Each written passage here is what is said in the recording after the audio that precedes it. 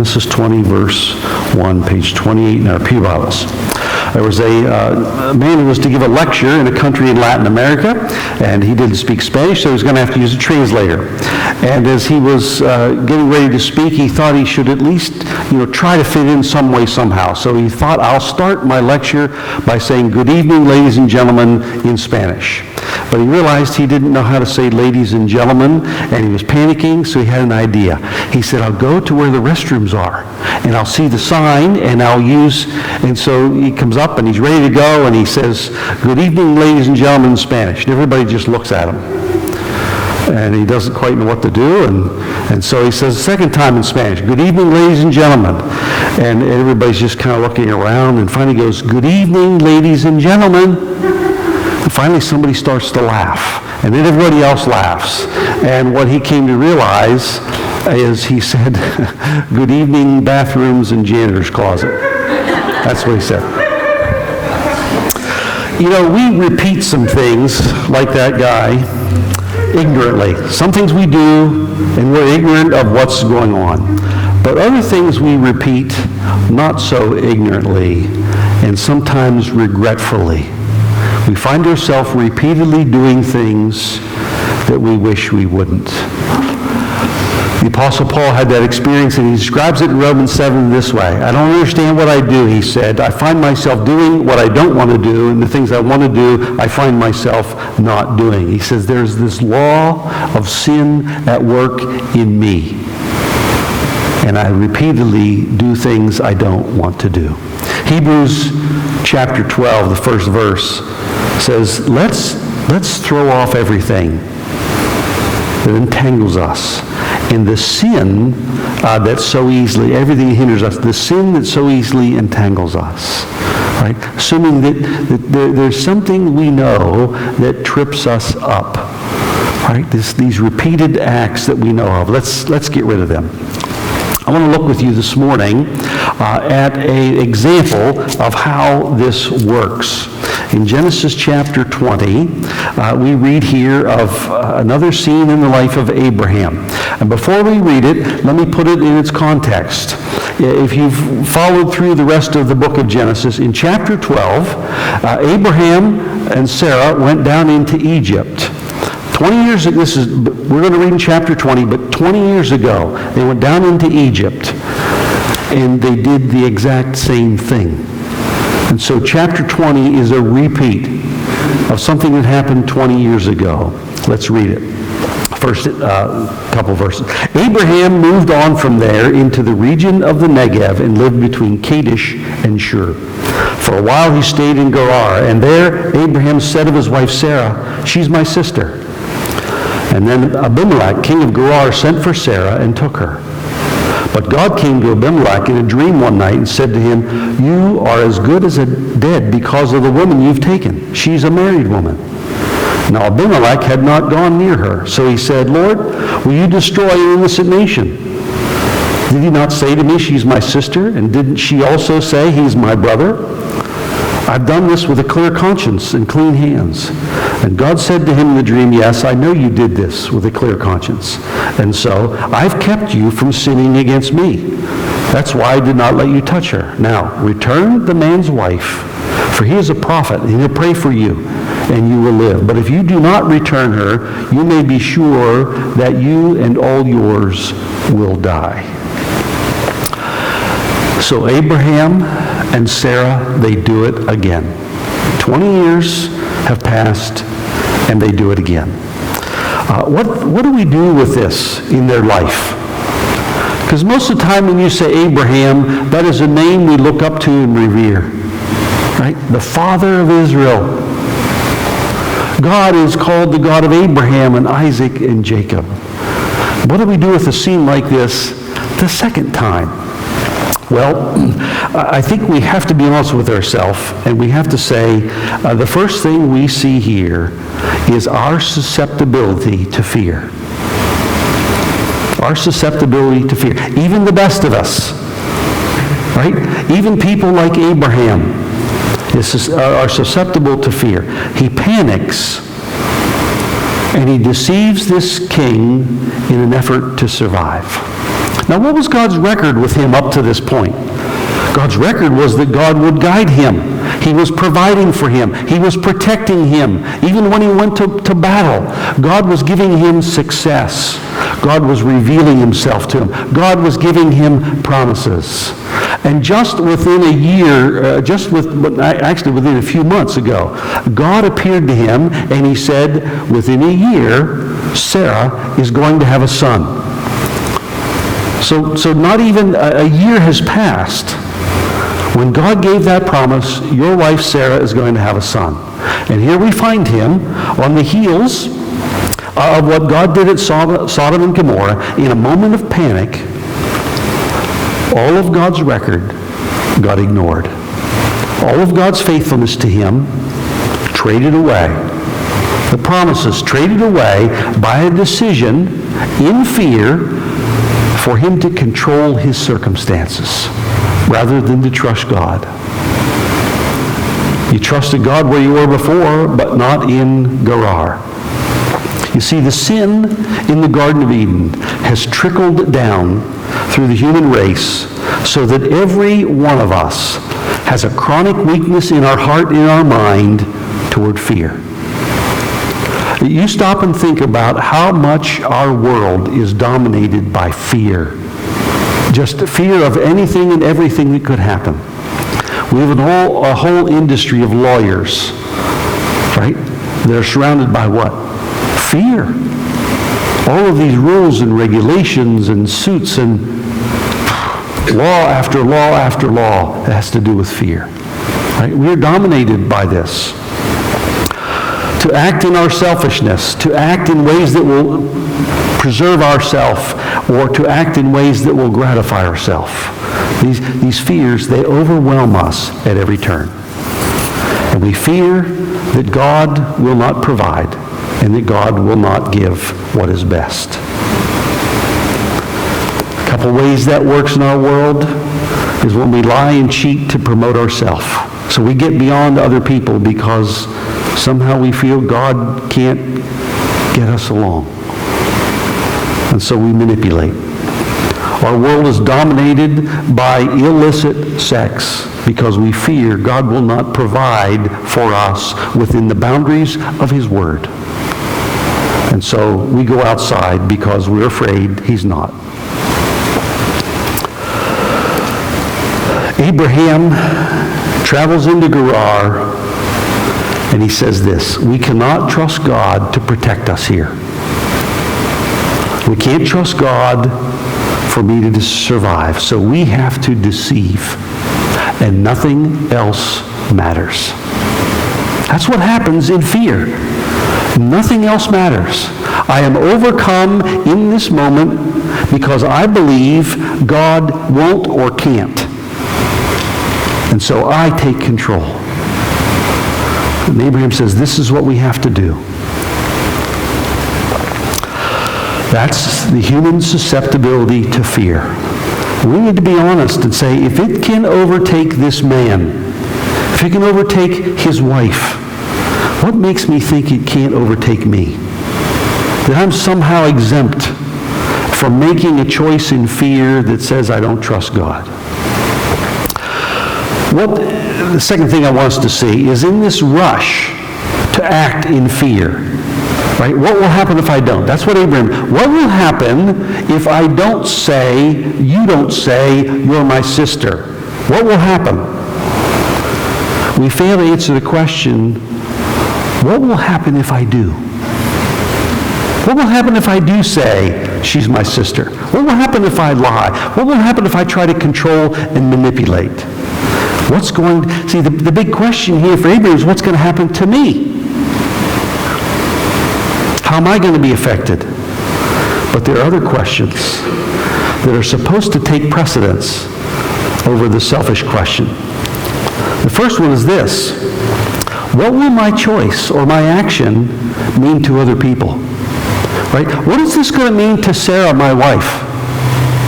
When I agree to it and she agrees to it, which she does, right? She says, yeah, he's my brother. Let's not pin this all on Abraham. Both of them are equally complicit. All right? So Sarah doesn't get a pass here. But as Abraham, as a man, what is this going to mean for my wife?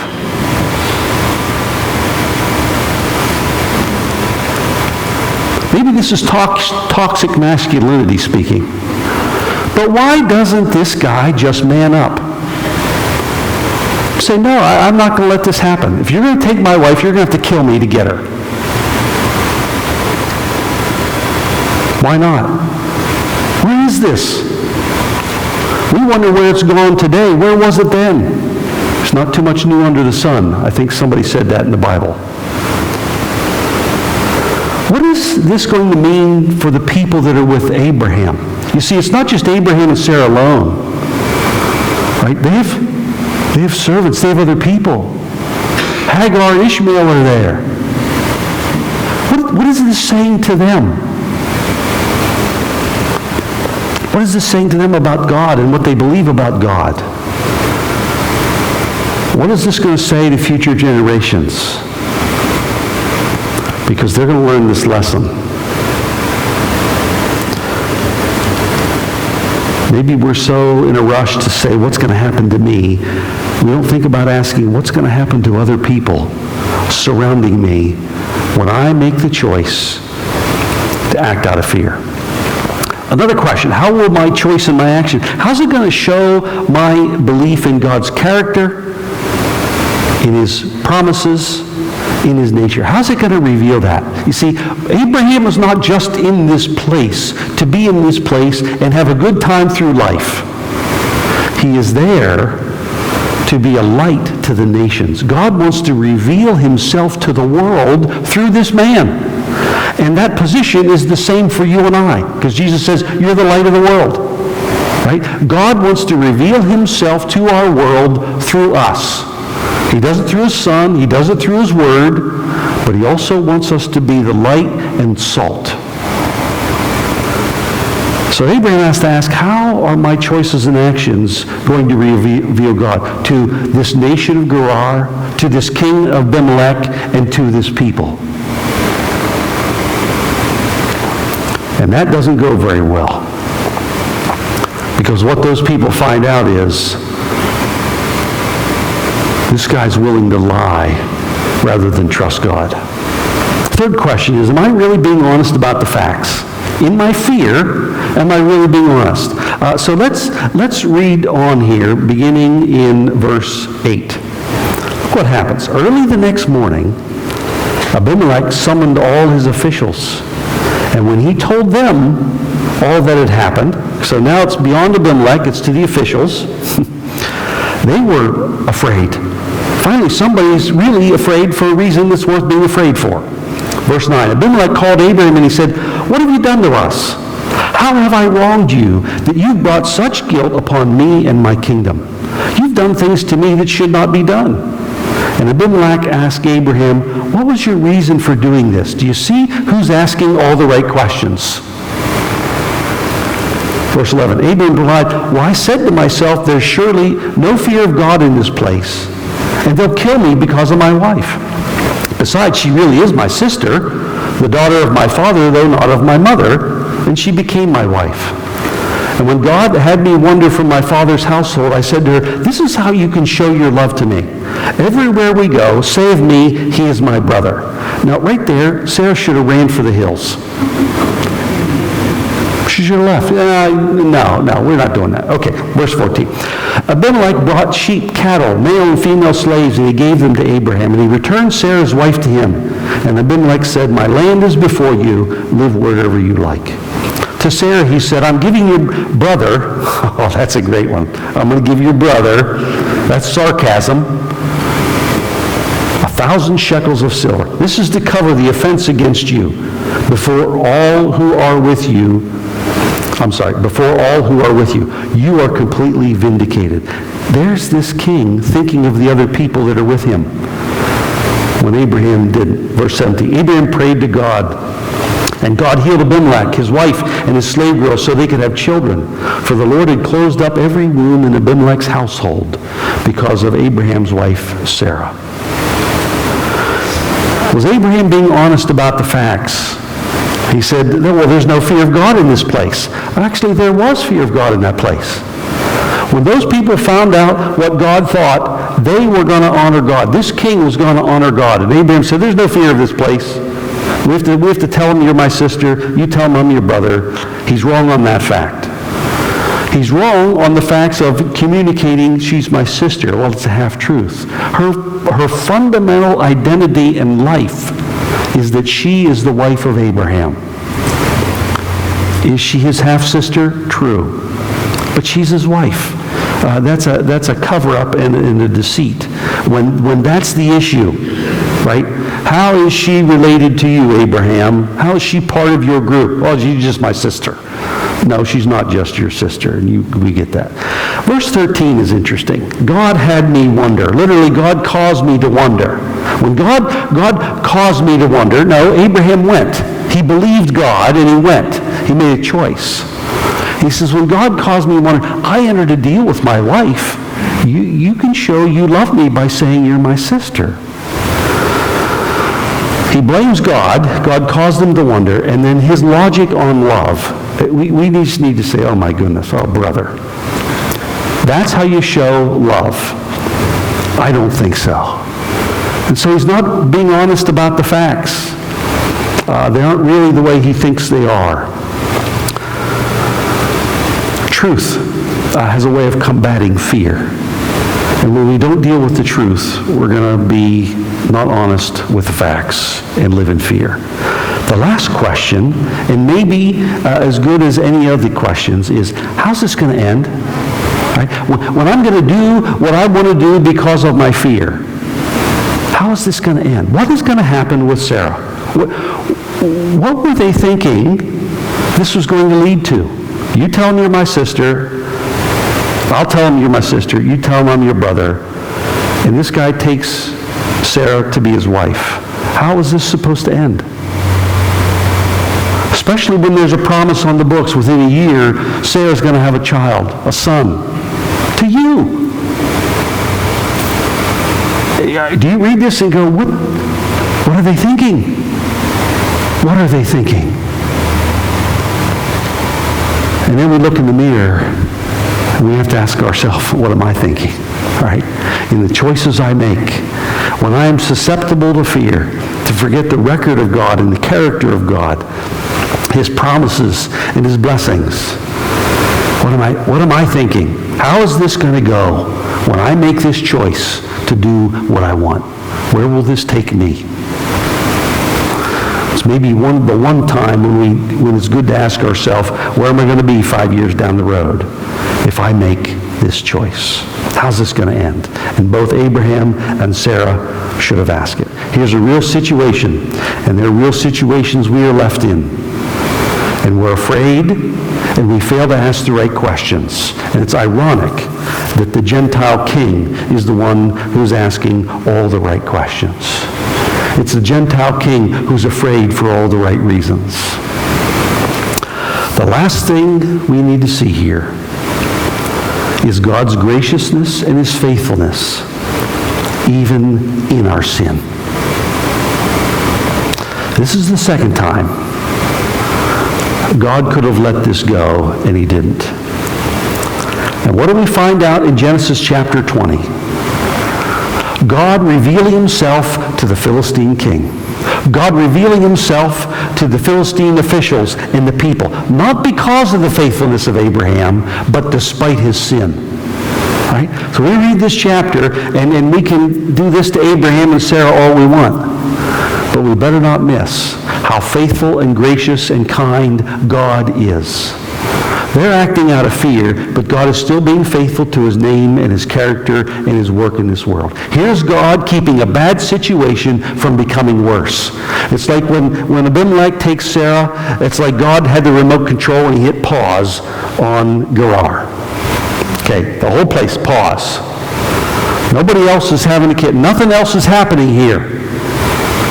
Because he's going to pause this, and he's going to step in, and he's going to bring his word to this king, and this king is going to respond to his word, while the other individual that he brought his word to is going to act in fear. This is the grace of God. The grace of God. Abraham was supposed to be a blessing. There's role reversal here. I remind you of what God said to him at the beginning of this. I'll make you into a great nation. I will bless you. I'll make your name great. You will be a blessing. I'll bless those who bless you. Whoever curses you, I will curse. And all the peoples on the earth will be blessed through you. See, Abraham is supposed to be a blessing to this place. He should come there, and people should come to know who God is by how he lives and what he says. All the nations are to be blessed through him. Here's Abraham. He should be the speaker of truth. He should be the revealer of the character of God. He should be the asker of questions. He should be the leader. But what happens? God in his graciousness speaks to a Gentile king in a dream, in a vision. And that Gentile king now acts in honor. He becomes the honorable one. He becomes the purveyor of truth. He keeps his word. And he makes right what was wrong. And he becomes a blessing to Abraham. Total role reversal. When you and I act out of fear, there are times when you and I act out of fear, that there are people of the world who act more righteously than us.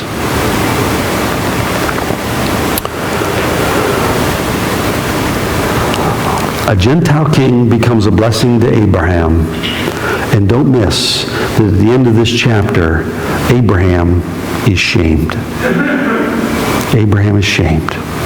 What are you doing? Nobody does this. You've done to us something that never should be done to anybody. This king says, you know what? You can live anywhere you want. And I'm going to make right any wrong that's been done. So everybody knows. Everybody knows. I and my people did nothing wrong here. But Abraham and Sarah did. God rescues another one of his own from their sin and their fear and their failure. He brings them back. God brings a pagan king and a pagan people knowledge of himself. It's astounding how good God is to them. As I've said before, this is the second time this has happened with Abraham. He did it 20 years ago in Egypt, and now he's done it in Gerar. Do you know what is in between those two? In chapter, I forget what chapter it was he did it the first time, but here's chapter 20. In between those is chapter 15. Let me read to you what God says in chapter 15. The word of the Lord came to Abram in a vision. Do not be afraid, Abram. I'm your shield, your very great reward. Don't you be afraid. I'm your shield. I'm the one who can protect you. I'm your reward. I'm the one who can sustain you. The most important person, wherever you are, is me. Don't be afraid of anyone or anything else. And he goes, and he's afraid. And God steps in his grace, in his faithfulness, despite his sin, and brings the light of truth to a Gentile people. What do we do with all this? Well, let's talk about ourselves.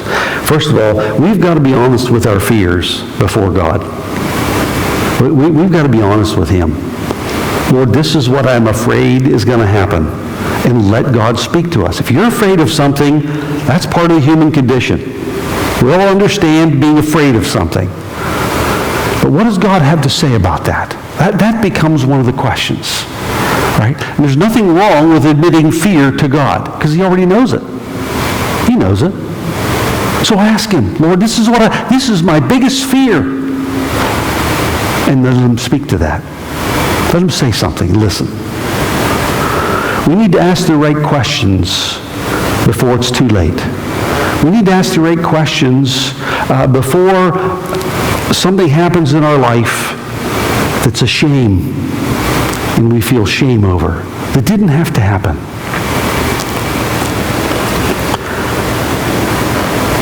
And if it has happened, right, if we weren't honest with God about our fears, and we didn't ask any of the right questions, we just said, look, I got to do this, because what if I don't? We can seek the grace and mercy of God even in our sin. You remember Peter denies Christ 3 times. And he was told that he would. No, I won't. No, I won't. And he does it. And he does it. And he does it again. How did the Lord respond to him? To Peter's credit, he ran that night, but he didn't run away. We find him after the resurrection. We find him with the Lord, and the Lord restores him. He says, Peter, do you love me? Yeah. Do you love me? Do you love me? You see, the Lord understood Peter's fear. That night in that courtyard, actually it was in the morning, in that courtyard, and what he thought would happen to him. The Lord understood that.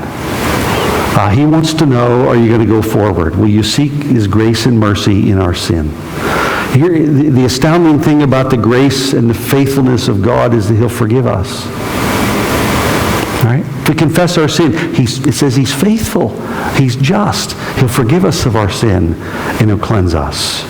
So maybe you find yourself this morning, and you have either made a decision or you're living in fear, and you've not asked the right questions, and it's not gone well. And you could just live kicking yourself and saying, my bad. Or you could turn to God. You could turn and say, Lord, forgive me for not trusting you. Forgive me for not trusting your faithfulness. Forgive me for not believing that you're my shield and my reward. And experience his grace and his mercy and his forgiveness. And maybe we're on the front side. Right? Maybe this will be the week where you are confronted with a consequential decision in which you are afraid of what's going to happen. Right? This text says, would you trust the faithfulness of God? Would you trust that God can speak to a Gentile king and keep you safe? Would you trust that God can work in the lives of people through his truth, through what is real and what is right? Because you might not have the facts right about what's going to happen. It might be the exact opposite. See, this story could go a whole different direction. He could have gone down in Gerar, and they said, hey, who are you and who are these people with you? I'm Abraham. This is my wife, Sarah. Where are you from? God called us, and God promised. We've heard about this God. It could have gone really well. Maybe the Philistines could have become a historic ally of the people of Israel, rather than an historic enemy. This doesn't do very good for international relations, does it? See, the story can go a whole way. We just never know what the truth will do. We are afraid for ourselves. And we think, what will happen if I don't? But what if I do? What if I stand with God? What if I pull a Daniel? Say, there's one God, I'm not bowing to any other. Right? He could have been afraid. If I don't confess, I'm going in the lion's den. Well, that story came out differently, didn't it? Why? Because Daniel said, no, here's the truth. God's my shield. He's my reward. I'm going to cast my lot with him. Maybe this week something will happen. Something will come across your path, and you will be faced with a decision, and you might be afraid. Remember, God was faithful to Abraham. It didn't have to go this way. And even when it did, God comes in the side door and pulls him out. That's not to be presumed upon. That's to the credit of God. Ours is to trust his faithfulness no matter what. Let's pray.